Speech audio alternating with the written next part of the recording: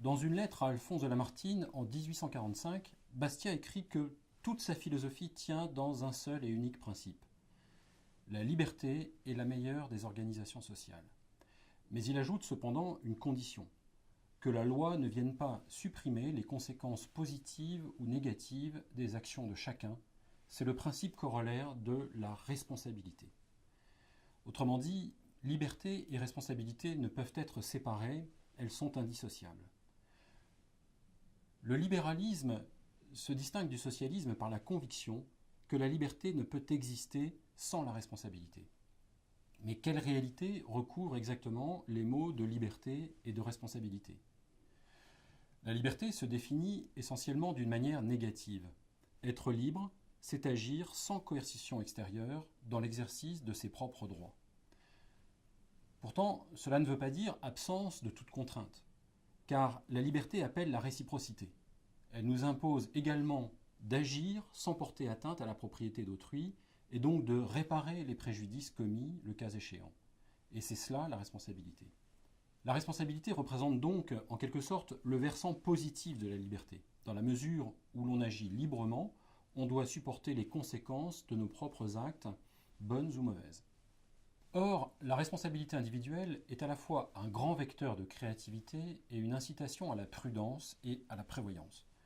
Quand on dépense son propre argent, on fait attention à ne pas trop s'endetter, à vérifier la qualité des produits, la fiabilité de ses fournisseurs, au risque de se voir lourdement puni.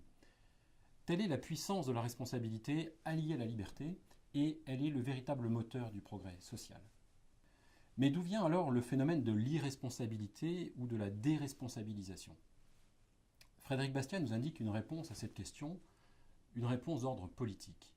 Il dit, je le cite, « L'intervention de l'État nous enlève le gouvernement de nous-mêmes. » Fin de citation. En effet, l'étatisme réduit sans cesse l'initiative privée et le libre choix des gens. Il fait à leur place ce que les personnes pourraient faire elles-mêmes et bien mieux. Il soustrait ainsi les individus aux conséquences de leurs actes et, ce faisant, il détruit la responsabilité. Selon Bastiat, l'hypertrophie des lois et l'intervention excessive de l'État ont pour conséquence d'engendrer une lutte pour le pouvoir, la spoliation, les privilèges, les monopoles, les guerres, bref, tout ce qui fait obstacle au progrès de la civilisation. Le risque qu'il y a à vouloir trop favoriser la voie de la loi ou du contrôle bureaucratique, c'est de décourager toute motivation en imposant une avalanche de contraintes et ainsi de se priver des multiples progrès que permettent l'initiative privée et le libre choix. Illustrons cette question avec quelques grands sujets d'actualité.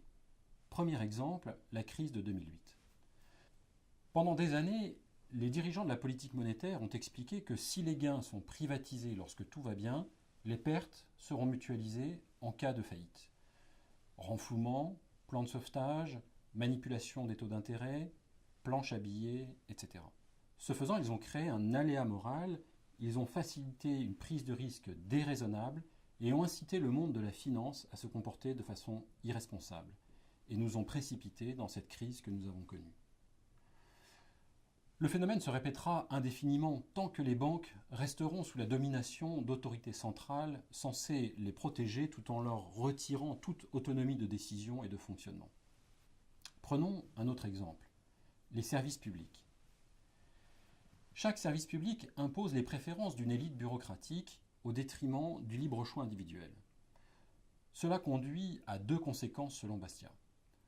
Le citoyen cesse d'exercer un libre contrôle sur ses propres satisfactions et n'en ayant plus la responsabilité, naturellement, il cesse d'en avoir l'intelligence. La raison en est simple, toute loi écrite est coercitive et elle est la même pour tous, elle ne tient aucun compte des situations particulières, des besoins et des préférences de chaque citoyen. Enfin, le service public est une cause d'immobilisme. En effet, quand les services privés deviennent publics, ils échappent à la concurrence.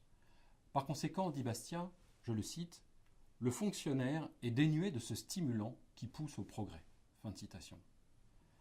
Quand on observe par exemple le service public de l'éducation nationale, on comprend ce que Bastiat veut dire.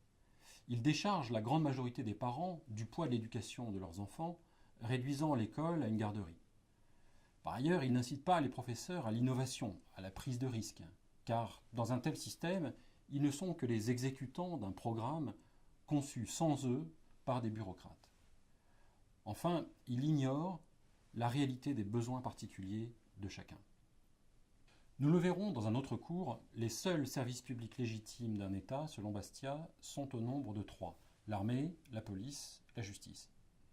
Mais pour conclure sur la responsabilité, le problème de l'intervention de l'État, c'est que ceux qui prennent des décisions ne sont pas ceux qui en subissent les conséquences.